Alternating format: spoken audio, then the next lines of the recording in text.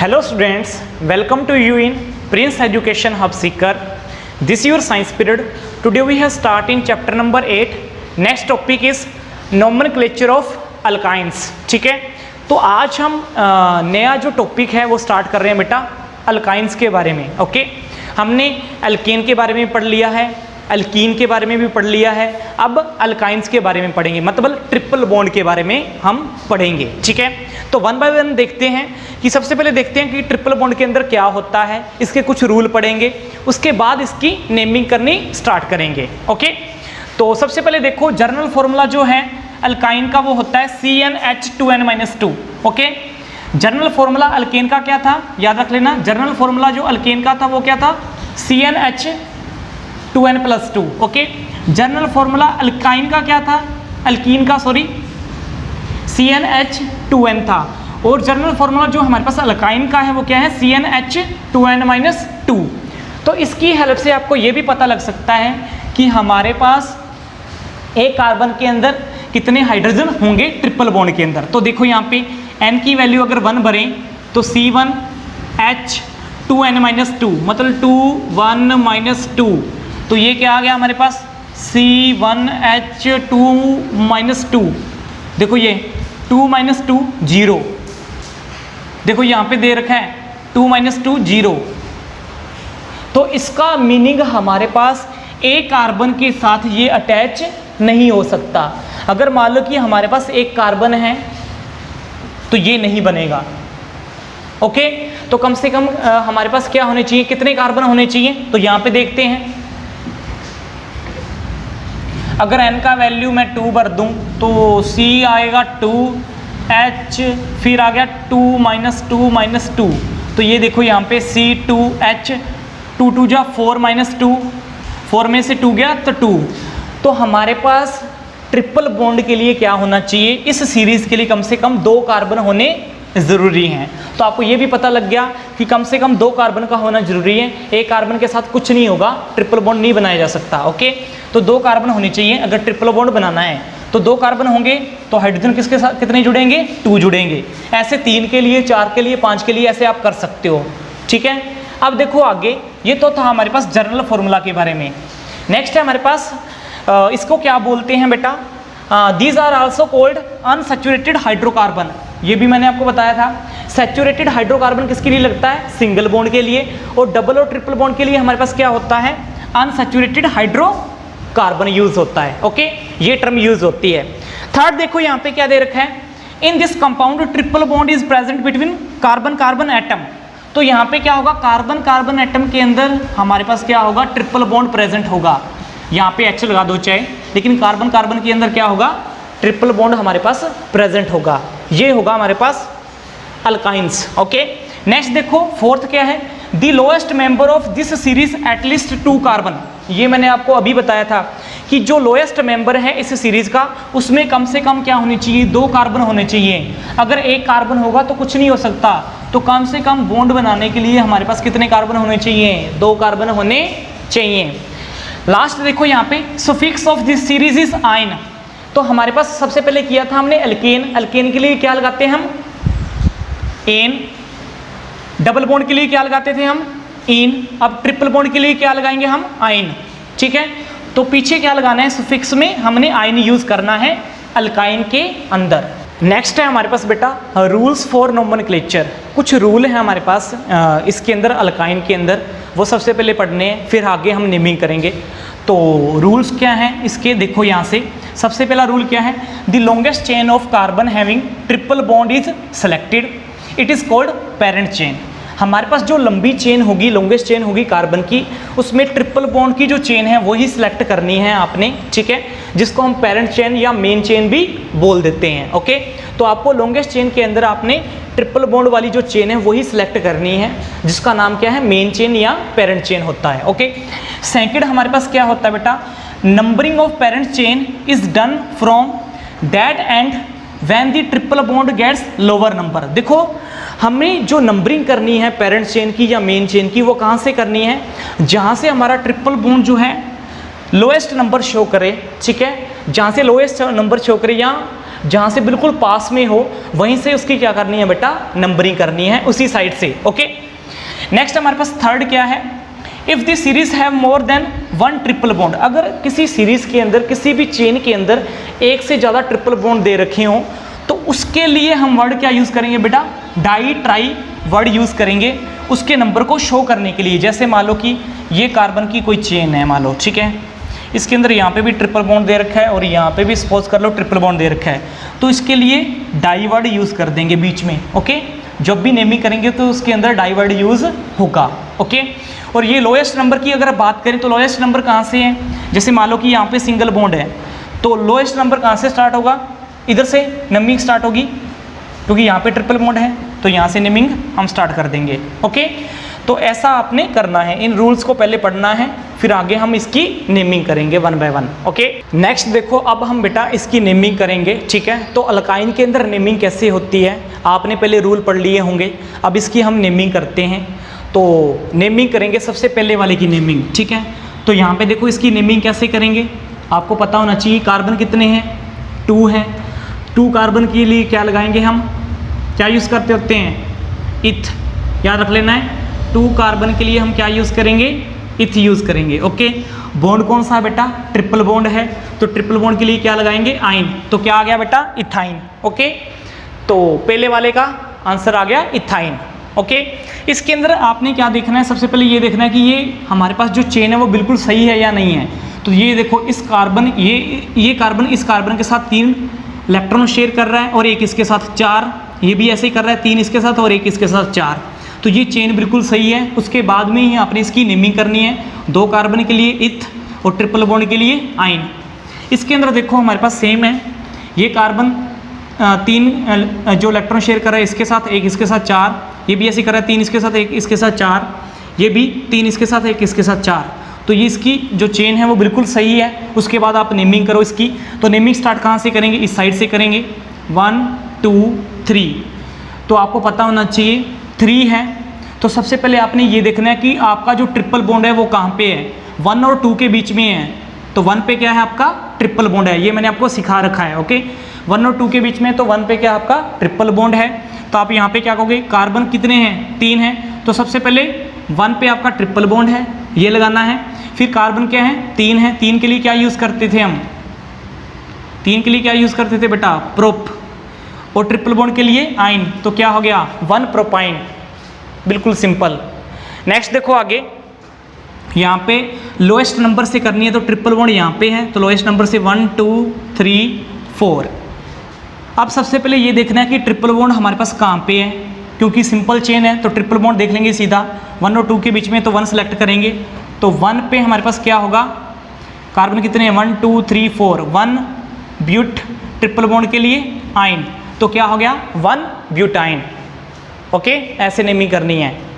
Next देखो यहाँ पे, ये भी हमारे पास क्या सिंपल चेन है, सिंपल चेन के अंदर आप देखो ट्रिपल बॉन्ड कहाँ से पास में है, 1 2 3, यहाँ पे 3 पे ट्रिपल बॉन्ड है और इधर से 1 2 पे ट्रिपल बॉन्ड है, तो स्टार्ट कहाँ से करेंगे, इससे, तो 1 2 3 4 5।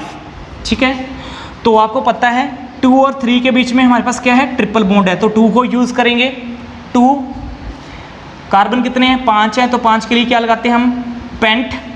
ओके, 2 पेंट, ट्रिपल बॉन्ड के लिए आइन, तो क्या हो गया 2 पेंटाइन, बिल्कुल सिंपल। ओके, आगे देखो नेमिंग करेंगे इसकी नेमिंग कैसे होगी, तो आपको पता है यहाँ पे क्या है, हमारे पास सब्स्टिट्यूट प्रेजेंट है, एक तो सब्स्टिट्यूट प्रेजेंट है, यहाँ पे चेन है और सब्स्टिट्यूट साथ में प्रेजेंट है। ट्रिपल बॉन्ड कहाँ से स्टार्ट होगा, 1 2 3, यहाँ से इधर से 3 में जा रहा है और इधर से देखो 1 2 पे जा रहा है, तो यहाँ पे नेमिंग इधर से स्टार्ट कर देंगे हम। ठीक है, जहाँ से पास में होगा वहीं से नेमिंग स्टार्ट करनी है। तो आपको पता है सबसे पहले किसकी नेमिंग होती है, सब्स्टिट्यूट की, तो सब्स्टिट्यूट कहाँ पे है, 4 पे है, तो 4 पे कौन सा ग्रुप है, मिथाइल ग्रुप, तो 4 क्या हो गया, मिथाइल। फिर उसके बाद हमने क्या देखना है, जो ट्रिपल बॉन्ड है वो कहाँ पे है, ट्रिपल बॉन्ड कहाँ के है, 2 और 3 के बीच में है, तो 2 चूज़ करना है, तो यहाँ पे क्या आएगा 2। कार्बन कितने हैं, 1 2 3 4 5 है सीधे, तो क्या यूज़ करेंगे, पेंट। ट्रिपल बॉन्ड के लिए क्या यूज़ करेंगे, आइन, तो क्या बन गया 4 मिथाइल 2 पेंटाइन। ओके, बिल्कुल सिंपल है। नेक्स्ट देखो यहाँ पे इसके अंदर क्या होगा, यहाँ पे क्या है, सब्स्टिट्यूट प्रेजेंट है जिसका नाम क्या है, Cl है, याद रख लेना।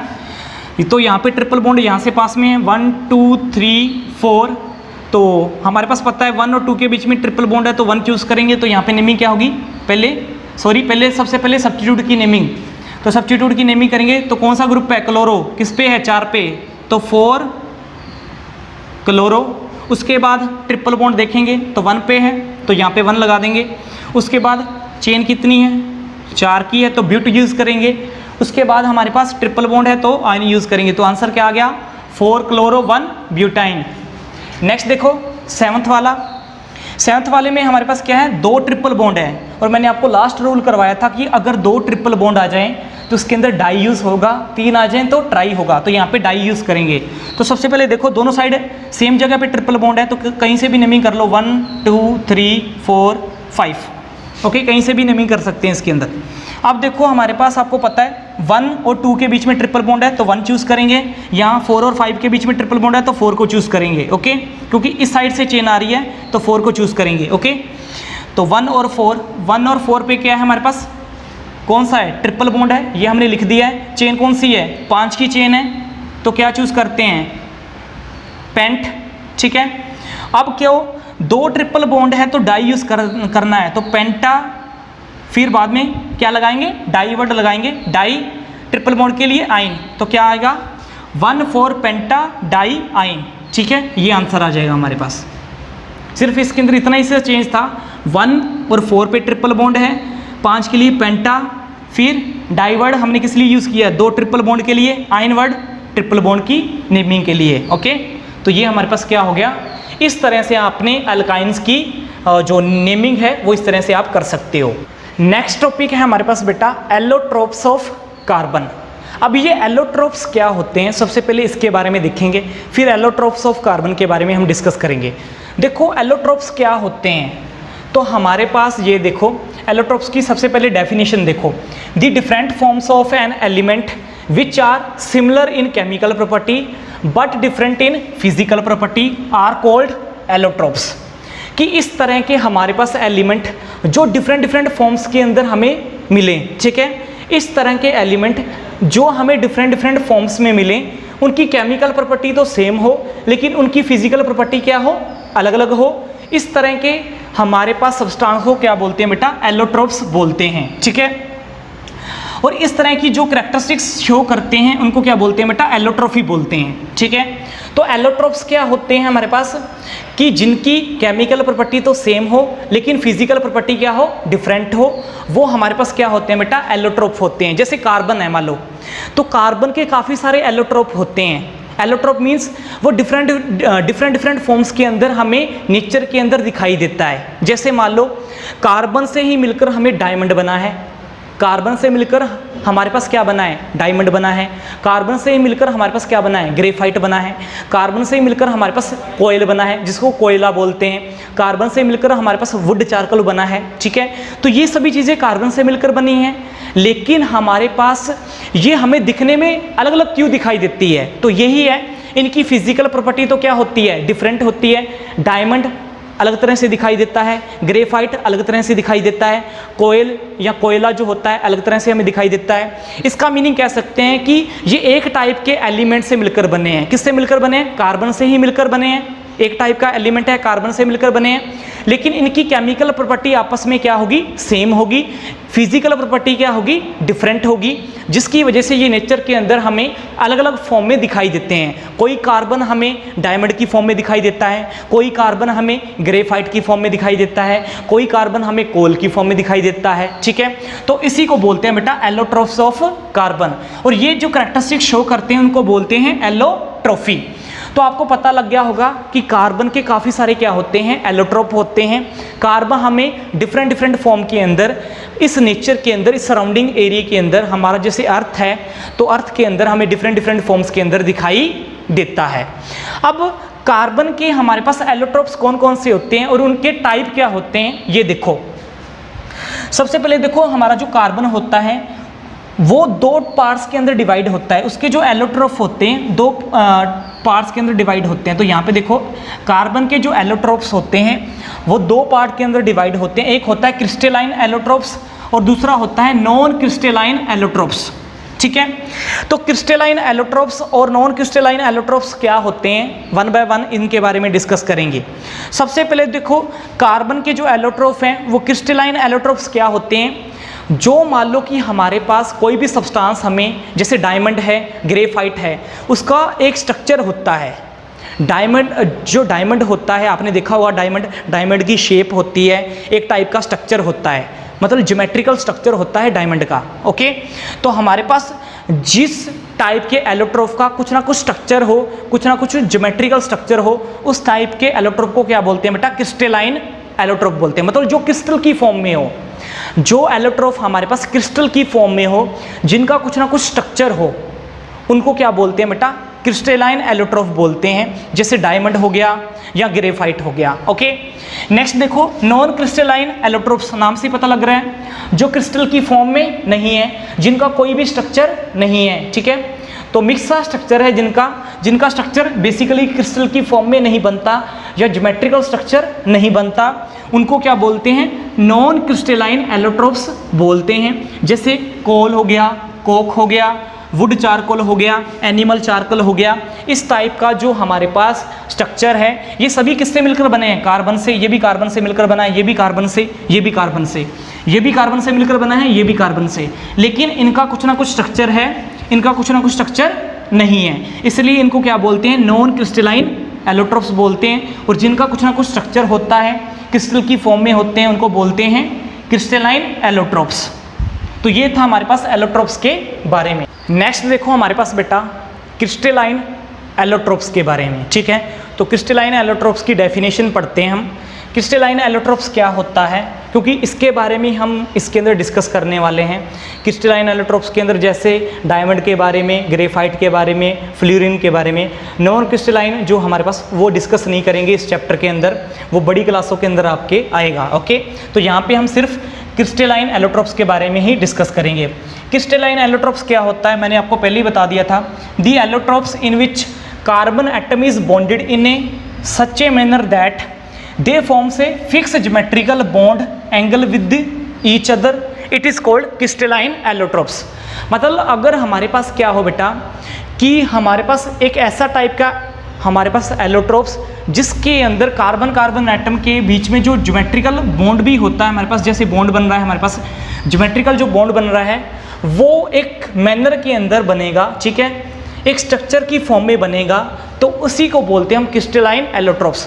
मतलब हमारे पास अगर क्रिस्टल बनेंगे या कोई ज्योमेट्रिकल स्ट्रक्चर बने या ज्योमेट्रिकल बॉन्ड बने, एक कार्बन एटम दूसरे कार्बन एटम के साथ कुछ ना कुछ बॉन्ड बनाए, ठीक है, किसी स्ट्रक्चर की फॉर्म में, इस टाइप के हमारे पास एलोट्रोप्स को क्या बोलते हैं बेटा, क्रिस्टलाइन एलोट्रोप्स बोलते हैं, okay.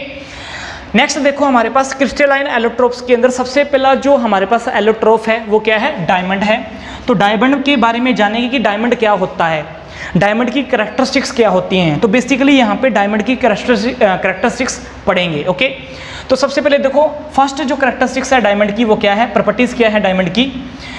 In diamond each carbon atom is bonded to 4 other carbon atom forming a rigid 3 dimensional tetrahedral geometry. देखो यहाँ पे क्या होता है, अगर डायमंड की बात करें तो डायमंड के अंदर क्या होता है बेटा, कार्बन एटम जो होता है, एक कार्बन एटम किसी अदर कार्बन एटम के साथ क्या होता है बेटा, मतलब जुड़ा होता है, एक कार्बन एटम के अदर 4 कार्बन एटम के साथ अटैच होता है, ओके, इसके अंदर।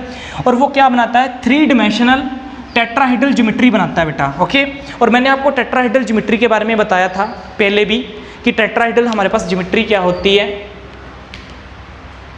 देखो यहाँ पे ये मैंने आपको शेप पहले बना के दे रखी है, आप कुछ समझ गए होंगे कि ये शेप क्या है, ठीक है। ये देखो इस तरह की शेप है हमारे पास, इस तरह से ऐसे कनेक्ट होते हैं। तो हमारे पास जो टेट्राहेड्रल ज्योमेट्री है इस तरह से हमारे पास होती है, ठीक है। टेट्राहेड्रल जो शेप होती है वो इस तरह से होती है। तो इस तरह से हमारे पास क्या होगा यहाँ पे बेटा, तो डायमंड की जो हमारे पास शेप है, ज्योमेट्री है, वो भी इस तरह से होगी, 3 डायमेंशनल टेट्राहेड्रल ज्योमेट्री होगी, ओके। नेक्स्ट देखो हमारे पास क्या है, it is the purest form of carbon. ये सबसे ज़्यादा प्योरेस्ट फॉर्म होती है कार्बन की। और आपको पता है जो डायमंड होता है सबसे हार्डेस्ट सब्सटेंस होता है हमारे वर्ल्ड के अंदर, अगर देखा जाए तो सबसे हार्डेस्ट सब्सटेंस है वो हमारे पास क्या है, डायमंड है, जो किससे मिलकर बना है, कार्बन से मिलकर बना है। ओके, थर्ड देखा जाए, in diamond the bond distance between the carbon carbon atom is 1.54 angstrom.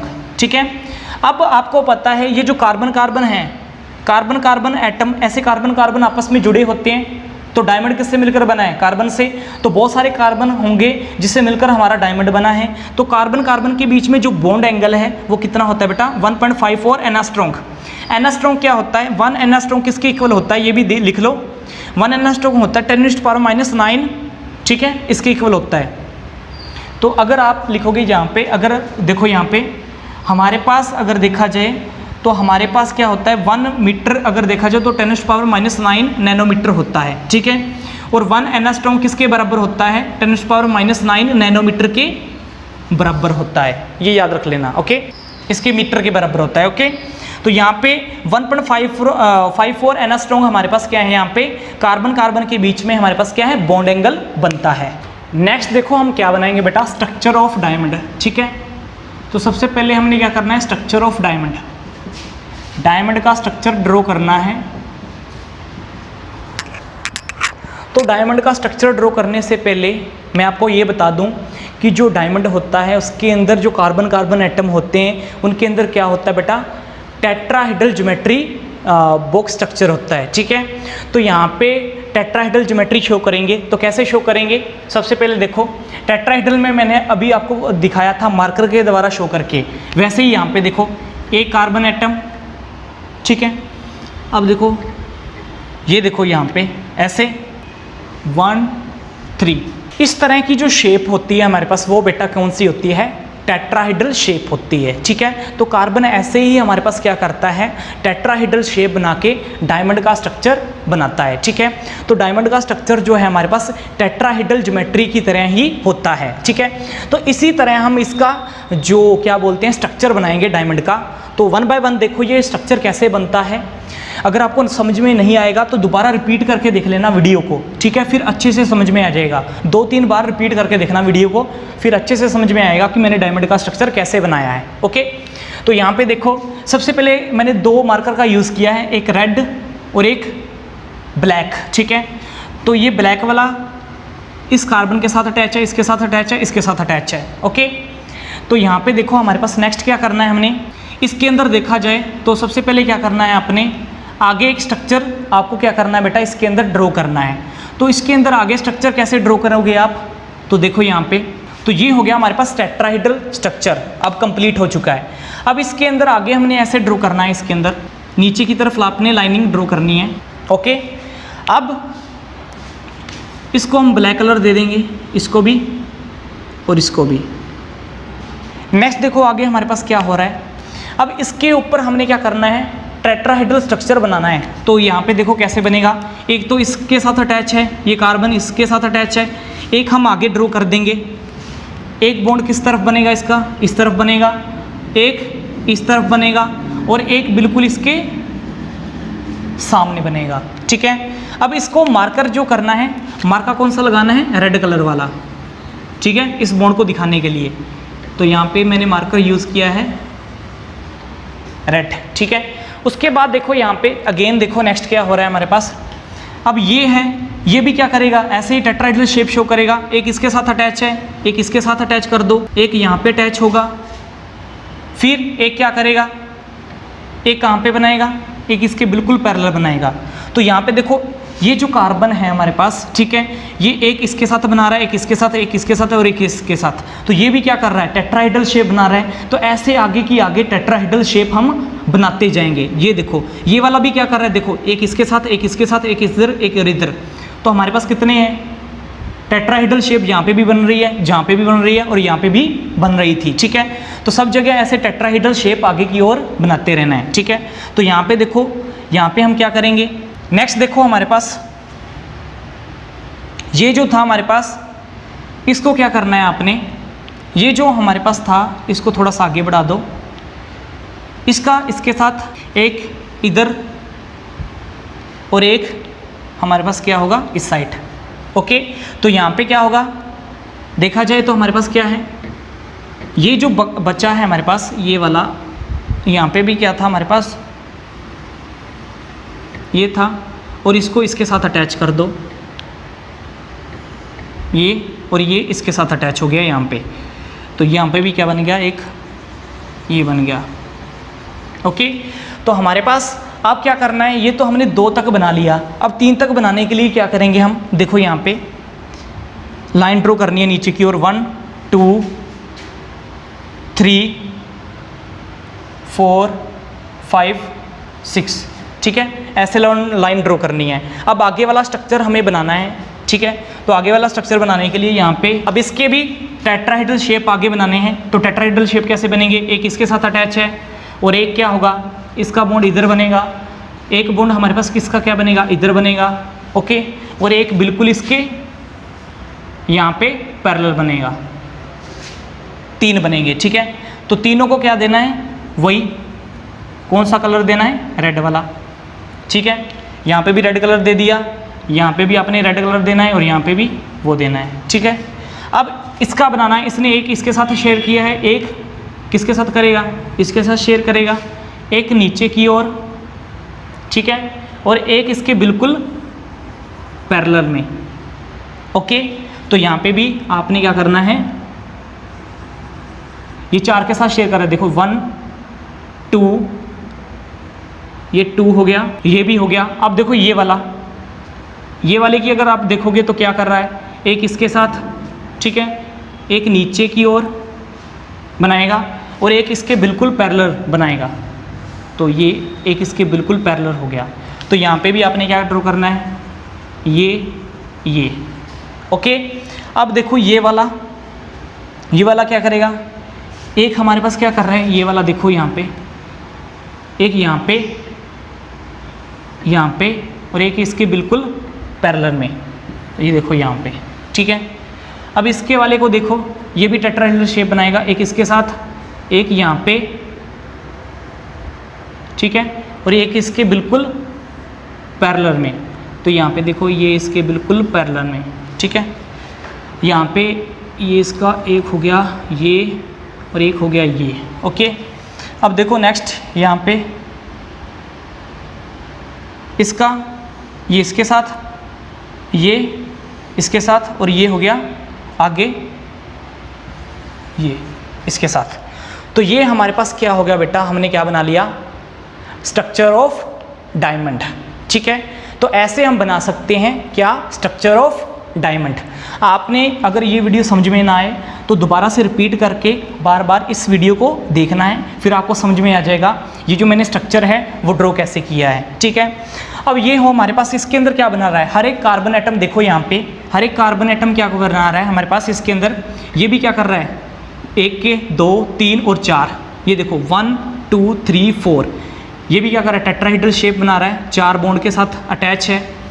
आगे देखो ये वाले भी 1 2 3, ये देखो ये वाला एक इसके साथ, एक इसके साथ, एक इसके साथ और एक इधर 4, ये वाला भी देखो 1 2 3 4, और ये भी देख लो 1 2 3 4, ये वाला भी देख लो 1 2 3 4, ये वाला भी देख लो 1 2 3 4, ये वाला भी देख लो 1 2 3 4, कोई भी देख लो उठा के 1 2 3 4, सब में ऐसे ही बन रहा है। तो ये हो गया हमारे पास स्ट्रक्चर ऑफ डायमंड, जिसके अंदर टेट्राहेड्रल शेप बन रही है। ओके, नेक्स्ट है हमारे पास इसकी कुछ प्रॉपर्टीज़ है हमारे पास डायमंड की। तो देखो डायमंड की प्रॉपर्टीज़ क्या है। सबसे पहले मैंने आपको बताया था कि 3 डायमेंशनल टेट्राहेड्रल ज्योमेट्री बनाता है ये, ठीक है, मैंने बता दी थी 3 डायमेंशनल टेट्राहेड्रल ज्योमेट्री कैसे होगी, इस तरह से, ठीक है। आगे जो हमारे पास अदर कार्बन अटैच होंगे वो भी 3 डायमेंशनल टेट्राहेड्रल ज्योमेट्री बनाएंगे आगे, ठीक है। डायमंड स्ट्रक्चर के अंदर मैंने आपको बता दिया था। ओके, नेक्स्ट देखो बॉन्ड एंगल, जो बॉन्ड डिस्टेंस है कार्बन कार्बन के बीच में, मान लो ये कार्बन है और ये कार्बन है, इन कार्बन के बीच में जो बॉन्ड डिस्टेंस है वो कितना है, 1.54 एंगस्ट्रॉम, ठीक है। तो 1.54 एंगस्ट्रॉम जो डिस्टेंस है बॉन्ड एंगल के बीच में, जो डिस्टेंस है वो इतना होना चाहिए। ओके, तो कार्बन कार्बन के बीच में बॉन्ड एंगल का जो डिस्टेंस है कार्बन और कार्बन के बीच में वो कितना है हमारे पास, 1.54 एंगस्ट्रॉम है। ओके, उसके बाद देखो यहाँ पे it does not conduct electricity, हमारे पास जो डायमंड होता है वो कभी भी कंडक्ट नहीं करता इलेक्ट्रिसिटी को। आपने देखा होगा जब हम स्ट्रक्चर बना रहे थे तो उसके अंदर कोई भी इलेक्ट्रॉन हमारे पास फ्री नहीं था, ठीक है। तो अगर इलेक्ट्रॉन फ्री नहीं होगा हमारे पास तो हमारे पास इलेक्ट्रिक करंट कैसे फ्लो करेगा, ठीक है। इलेक्ट्रॉन फ्री होने पर ही इलेक्ट्रिक करंट क्या करता है, हमारा फ्लो करता है। तो यहाँ पे कोई भी वैलेंसी नहीं है जिसकी वजह से हमारे पास ये नॉन कंडक्टर है इलेक्ट्रिसिटी का, मतलब बैड कंडक्टर है इलेक्ट्रिसिटी का। फोर्थ हमारे पास क्या है, इसके अंदर देखा जाए तो कार्बन कार्बन जो हमारे पास क्या होते हैं, एटम होते हैं, वो आपस में कोवलेंटली बॉन्डेड अटैच होते हैं, ठीक है। कार्बन कार्बन जो एटम होते हैं वो कोवलेंटली बॉन्डेड अटैच होते हैं, इसलिए इनका जो स्ट्रक्चर है बहुत ज़्यादा क्या बनता है बेटा, हार्ड बनता है। इसलिए जो डायमंड है वो एक हार्डेस्ट सब्सटेंस है अब तक का, ओके। उसके बाद देखो फिफ्थ क्या है, मेल्टिंग पॉइंट जो है हमारे पास डायमंड का वो इतना है, ठीक है, आपको पता होना चाहिए। मेल्टिंग पॉइंट जो है डायमंड का वो इतना है 3843 केल्विन, ओके। नेक्स्ट देखो हमारे पास जो डायमंड होता है वो कार्बन से मिलकर बनता है। आपने देखा होगा कार्बन के अंदर जो कोयला होता है वो तो काले कलर का होता है, ब्लैक कलर का होता है, वो भी कार्बन से मिलकर बना है। लेकिन ये हमारे पास जो होता है डायमंड, ये तो किस में होता है, कांच की तरह होता है, बिल्कुल प्योर होता है। तो ये ट्रांसपेरेंट क्यों होता है हमारे पास, इसके पीछे एक ही रीज़न है बेटा, हाई प्रेशर की वजह से हमारे पास नीचे जो दबने वाला जो कार्बन है, हाई प्रेशर की वजह से क्या बना, ट्रांसपेरेंट बना, ओके। तो हाई प्रेशर की वजह से डायमंड का जो कलर है वो ट्रांसपेरेंट होता है। नेक्स्ट हमारे पास क्या होता है कि जो डायमंड है वो हमारे पास सिंथेसाइज कैसे होगा, डायमंड कैसे बनेगा कार्बन से मिलकर। तो हाई प्रेशर और हाई टेम्परेचर की वजह से हमारे पास क्या होता है, कार्बन आपस में जब अटैच होते हैं तो उनकी वजह से हमारे पास क्या बनता है बेटा, डायमंड प्रोड्यूस होता है या डायमंड बनता है। नेक्स्ट है हमारे पास बेटा यूजेस ऑफ डायमंड। डायमंड के यूज़ क्या है हमारे पास, सुनो ध्यान से वन बाय वन। डायमंड के हमारे पास यूज़ क्या होंगे, सबसे पहला यूज़ है हमारे पास डायमंड का जो यूज़ किया जाता है बेटा, डेकोरेटिव स्टोन की तरह यूज़ किया जाता है ज्वेलरी के लिए, ठीक है। आपको पता है ज्वेलरी के अंदर हम क्या करते हैं, आजकल जितनी भी ज्वेलरी हैं वो बेसिकली डायमंड की आ रही हैं, ठीक है। वो लोग आजकल ज़्यादा पसंद कर रहे हैं डायमंड की ज्वेलरी लेना as compare to gold and as compare to silver, okay. Second हमारे पास क्या है, diamond is use for cutting glass and rocks. Diamond का जो यूज़ है बेटा किसी ग्लास को कट करने के लिए या किसी रॉक्स को कट करने के लिए भी किया जाता है। अब आप कहोगे कैसे, जो जो कांच काटते हैं बेटा, ठीक है, उनके पास जाके पूछ लेना कि उनके पास जो कटिंग वाला जो इंस्ट्रूमेंट होता है उनके आगे क्या लगा होता है, तो उनके आगे पतला सा हमारे पास डायमंड लगा होता है जिसकी वजह से कांच काटा जा सकता है, ठीक है। क्योंकि डायमंड क्या है, हार्डेस्ट सब्सटेंस है, इसलिए वो कांच को भी काट सकता है मिनटों के अंदर, ओके।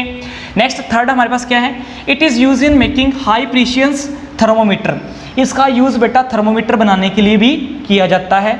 फोर्थ हमारे पास क्या है, it is use for making protective window of spacecraft. Spacecraft की जो विंडो है उसको प्रोटेक्ट करने के लिए, क्योंकि स्पेसक्राफ्ट जो होता है उसने स्पेस में जाना होता है, तो उसकी विंडो को प्रोटेक्ट करने के लिए किसका यूज़ किया जाता है, डायमंड का यूज़ किया जाता है। लास्ट हमारे पास क्या है बेटा, it is use for making phonograph needles. Phonograph सभी ने सुन रखा होगा, फोनोग्राफ के बारे में। फोनोग्राफ क्या होता है, पुराने टाइम के अंदर बड़ी बड़ी सी सीडी होती थी, सीडी प्लेयर होता था जिसके अंदर हम सीडी लगाते थे और उसके साथ उस चीज़ को सुनते थे। तो उस जो सीडी जिसके ऊपर लगती थी, अटैच लगती थी नीडल्स, तो वो जो नीडल थी वो हमारे पास किससे बनती थी बेटा, डायमंड से बनती थी। तो फोनोग्राफ की जो नीडल होती है हमारे पास बेटा, उसके अंदर यूज़ किसका किया जाता है, डायमंड का यूज़ किया जाता है। तो ये थे हमारे पास बेटा यूजेस ऑफ डायमंड। तो इतना हमने आज डिस्कस कर लिया। तो सबसे पहले हमने डिस्कस किया था इसके अंदर अल्काइंस के बारे में, फिर एलोट्रॉप्स ऑफ कार्बन, और बाद में हमने स्ट्रक्चर ऑफ डायमंड, फिर हमने प्रॉपर्टीज डिस्कस की हैं, अब यूजेस डिस्कस किए हैं इसके। Thanks for watching this video.